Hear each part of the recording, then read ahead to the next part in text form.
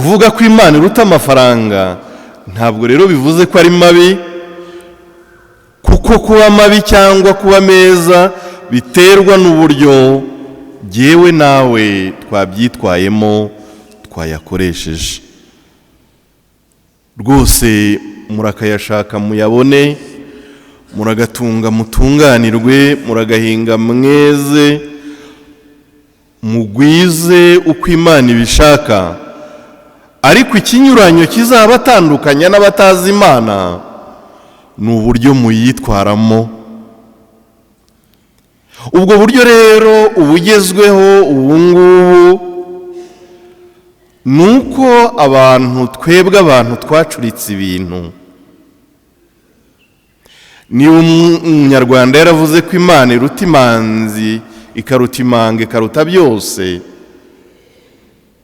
nkaba nongeyeho ko iruta ifaranga. Ikibazo dufite ubu ngubu ni uko mwene muntu yabicuritse. Mwene muntu mu myitwarire ye agaragaza ko ifaranga riruta byose, agaragaza ko ifaranga riruta bose, ndetse ubu bikaba bigaragara ko mu myitwarire ya mwene muntu agaragaza ko n'ifaranga riruta Imana. Murumva rero icyaha cyacu aho giherereye.